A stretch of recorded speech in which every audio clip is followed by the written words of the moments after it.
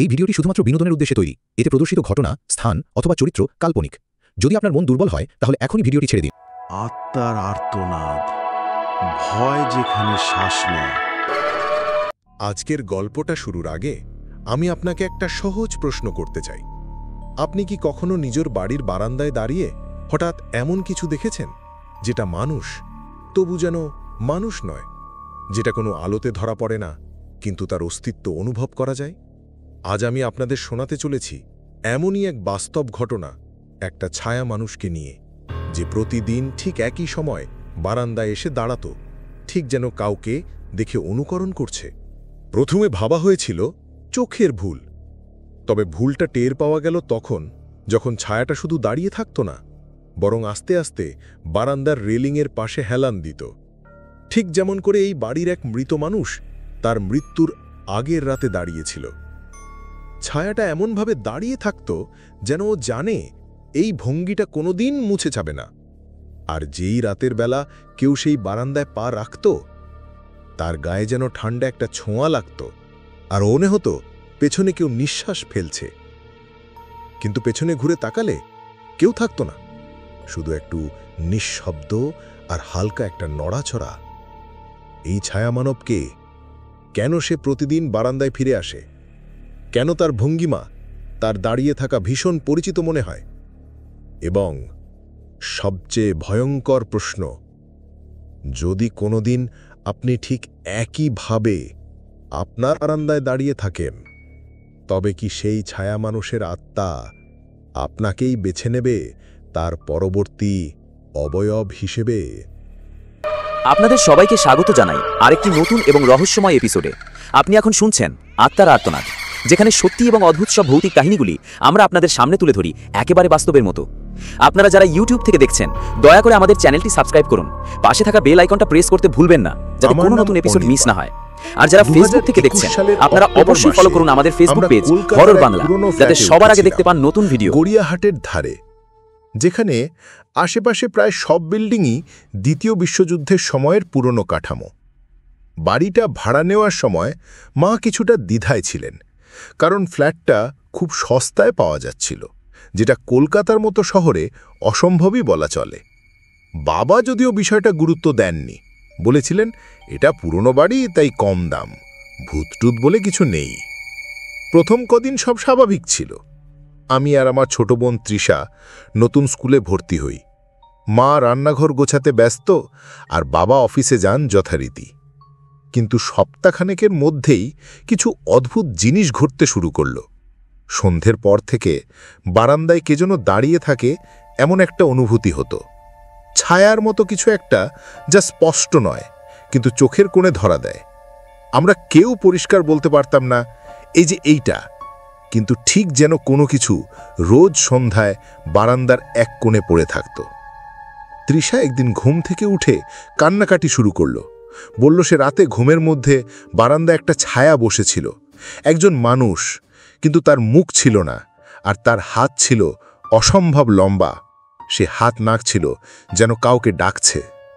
মা ওকে বকাবকি করে চুপ করালেন, বললেন দুঃস্বপ্ন, কিন্তু আমি জানি তৃষা এমন কিছু বানাতে পারে না।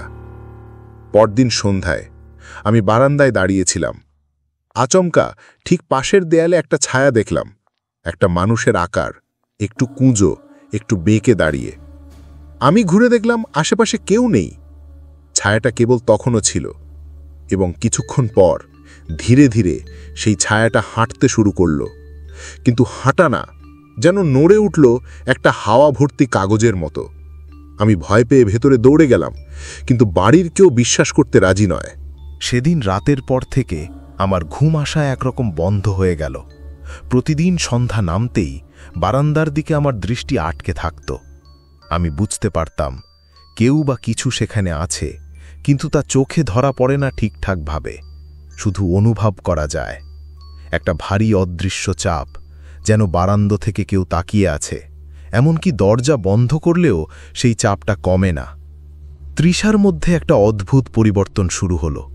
সে কথা কম বলতো, নিজের ঘরে একা বসে থাকত অনেকক্ষণ।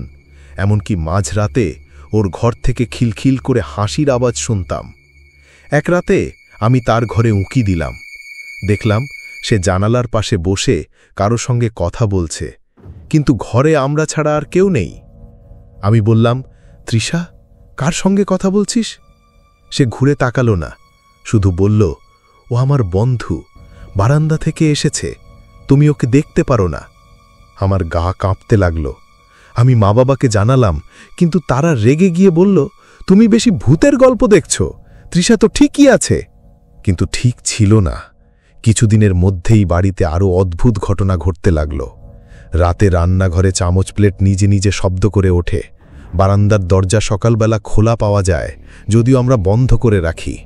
তৃষা একদিন স্কুল থেকে ফিরে এসে বলল, আজও আমার সঙ্গে এসেছিল, বলল তুমি ওকে পছন্দ করো না, তাই ও তোমার স্বপ্নে আসবে। আমি সেদিন রাতে সত্যিই দুঃস্বপ্ন দেখলাম। স্বপ্নে আমি আমাদের বারান্দায় দাঁড়িয়ে আছি, আর হঠাৎ একটা ছায়া যেন মেঝে থেকে উঠে এলো, মানুষের মতো, কিন্তু তার মুখ ফাঁকা, শুধু গর্তের মতো চোখ আর বিরাট লম্বা হাত। সে আমার দিকে এগিয়ে এলো, কিন্তু হেঁটে নয়, ভেসে ভেসে, আর তার হাত আমার ঘাড় ছুঁয়ে বলল, তৃষা আমার, ওর সঙ্গে খেলতে এসেছি। আমি কাঁদতে কাঁদতে জেগে উঠি, ঘামে ভিজে যাই, কিন্তু ঠিক সেই মুহূর্তে দরজার ফাঁক দিয়ে দেখি বারান্দায় সেই ছায়াটা আসলেই দাঁড়িয়ে আছে। এবার তার চোখ দুটো লাল হয়ে জ্বলছে এবং সে আমার দিকেই তাকিয়ে আছে। সেই রাতটা আমি আলোর মধ্যে বসে কাটাই। পরদিন আমি স্কুলে যাই না। ইন্টারনেট ঘেটে খুঁজতে থাকি পুরনো বাড়ি, ছায়ামানব, কলকাতার অলৌকিক কাহিনী। তখনই খুঁজে পাই একটা পুরনো ব্লগ, যেখানে এই বাড়ির ইতিহাস লেখা ছিল। 1975 সালে এই একই ফ্ল্যাটে এক কিশোরী আত্মহত্যা করেছিল। বারান্দার রেলিং থেকে ঝাঁপ দিয়েছিল সে, কারণ তার মা বাবা বিশ্বাস করত সে মানসিক ভারসাম্যহীন, কারণ সে বলতো একজন ছায়া মানুষ রোজ তার সঙ্গে কথা বলে, খেলে আর তার শরীরের ভেতরে ঢুকে পড়ে। আমি তখনই বুঝি তৃষা এখন সেই একই জিনিসের কবলে। তৃষার মধ্যে পরিবর্তন তখন আরও গা ছমছমে হয়ে উঠেছে। সে এখন আর আমাদের চোখে চোখ রাখে না, বারবার দরজার পাশে বসে থাকে, গুনগুন করে অদ্ভুত গান গায়, যার ভাষা আমাদের অচেনা। তার ঘরে ঢুকলে একটা তীব্র ঠান্ডা অনুভব হয়, যেন ঘরটা আগুনের মধ্যে নয়, বরং বরফের গহ্বরে রূপ নিয়েছে। একদিন মা তাকে ধরে বলল, তৃষা, তোকে ডাক্তার দেখাতে হবে। সে শুধু মুচকি হেসে বলল, তোমরা আমাকে বদলাতে পারবে না, আমি তো ওর হয়ে গেছি। বারান্দার ছায়া আমার রক্তে ঢুকে পড়েছে। আমার শরীরের লোম খাড়া হয়ে গেল।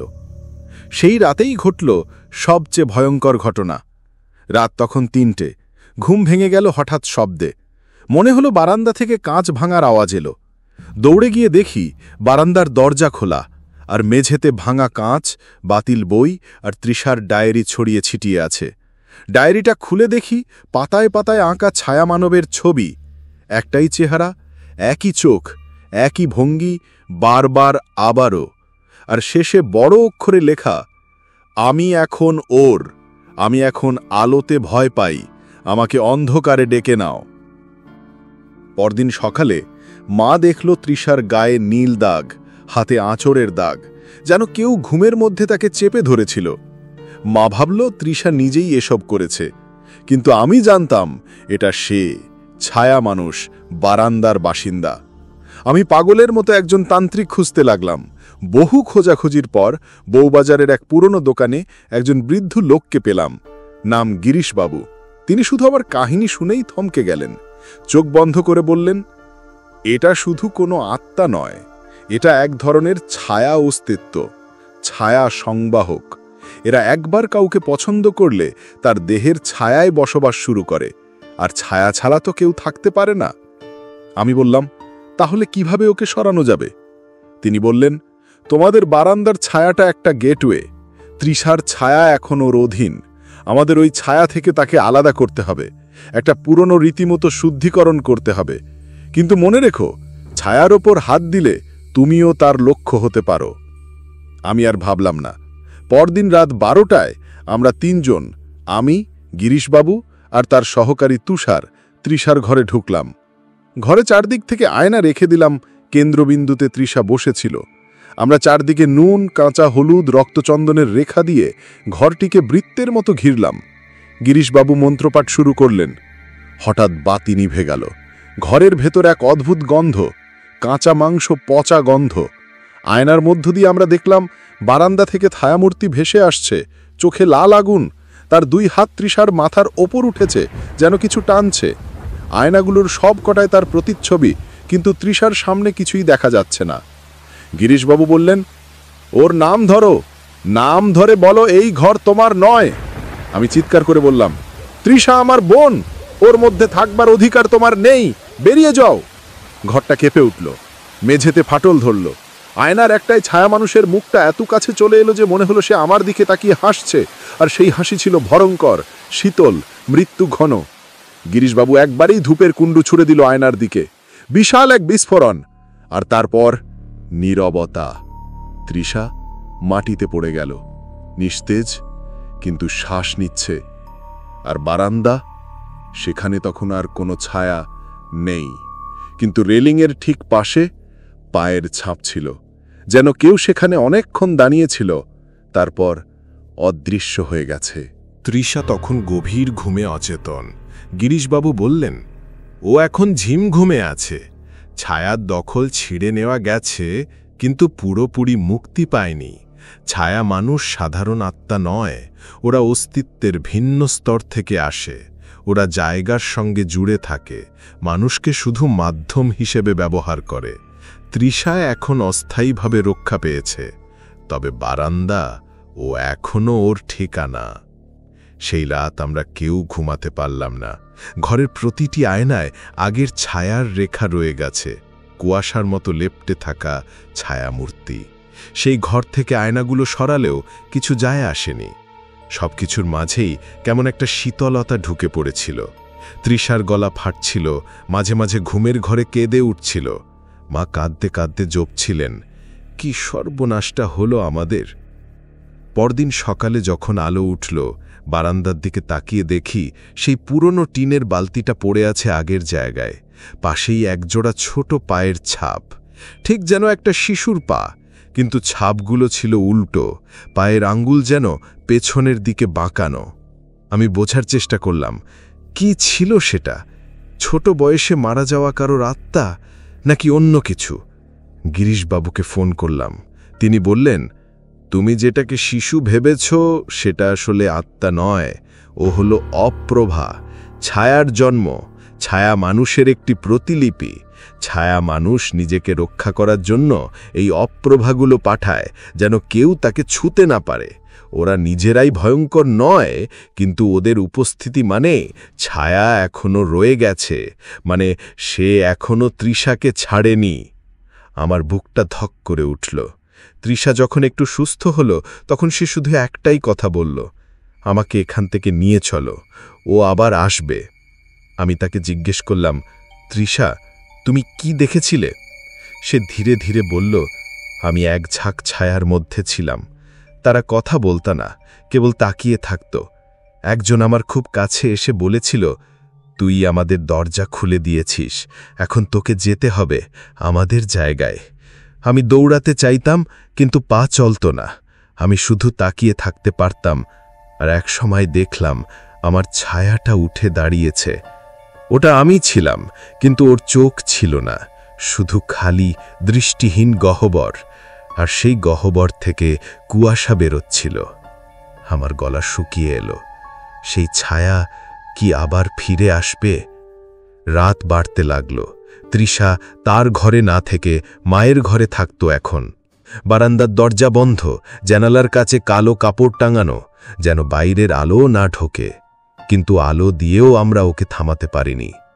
এক রাতে ঠিক 3:18 আমি ঘুম থেকে উঠে দেখলাম বারান্দার দরজা হালকা খোলা। কাঁপতে কাঁপতে এগিয়ে গেলাম। দেখতে পেলাম তৃষা দাঁড়িয়ে আছে একদম রেলিংয়ের ধারে, আর তার পেছনে দাঁড়িয়ে আছে সে, ছায়া মানুষ। এবার সে পুরো দেহে স্পষ্ট, পাতলা, দীর্ঘ, বেঁকে যাওয়া অঙ্গ, মাথা কাত, আর তার ছায়ার পেছনে যেন অনেকগুলো হাত। আমি দৌড়ে গেলাম, চিৎকার করে তৃষাকে ডাকলাম। সে ঘুরে তাকালো, আর সেই মুহূর্তে ছায়াটি হাওয়ায় মিশে গেল। তৃষা মেঝেতে পড়ে গেল, জ্ঞান হারালো। সেই মুহূর্তে আমি বুঝে গেলাম, এই ছায়া শুধু তৃষার না, এ আমাদের পরিবারের পেছনে লেগে গেছে। পরদিন গিরিশবাবুর সঙ্গে আরেকটা চূড়ান্ত পরিকল্পনা করলাম। বারান্দাটাকে একটা ছায়া বিচ্ছিন্ন ক্ষেত্র করে তুলতে হবে, যেখানে আলো, আয়না আর পুরনো সংরক্ষিত সুরক্ষা মন্ত্র ব্যবহারে ছায়ার সব প্রবেশ বন্ধ করা যাবে। চাঁদনি রাতে সব প্রস্তুতি নিয়ে দাঁড়িয়ে রইলাম। বারান্দায় ঘি, লবণ, কালো তিল আর পুরনো 5মুখী প্রদীপ দিয়ে এক বিশেষ রক্ষা কবচ তৈরি করলাম। গিরিশবাবুর মন্ত্রে শুরু হলো রক্ষাচক্র। হঠাৎ করে চারপাশ ঘিরে কালো ধোঁয়া, একটা ভয়ঙ্কর আর্তনাদ। ছায়া মানুষ ফিরে এলো। এবার তার শরীর আগুনে পুড়ে যাচ্ছে। সে চিৎকার করছে, তৃষার নাম নিচ্ছে। তৃষা, আমায় ছাড়িস না, তুই আমার ছায়া, আমি তোর ভিতরেই আছি। শেষ মুহূর্তে গিরিশবাবু চিৎকার করে বললেন, এখন বলো, ছায়া আমার নয়, আমি নিজেকে ফিরে নিচ্ছি। তৃষা চোখ মেলে বলল, আমি ছায়া নই, আমি মানুষ। আর সঙ্গে সঙ্গে সেই ছায়া মানুষ বাতাসে ছিঁড়ে ছিঁড়ে অদৃশ্য হয়ে গেল। বারান্দার সব আলো নিভে গেল। ঘরটা নীরব। আমরা জানি না সে কোথায় গেছে, নাকি সে আবারও ফিরে আসবে কোনো দিন, কোনো নতুন ছায়ার মাধ্যমে। কিন্তু সেই দিন থেকে বারান্দায় কেউ দাঁড়ায় না, রেলিংয়ের দিকে কেউ তাকায় না।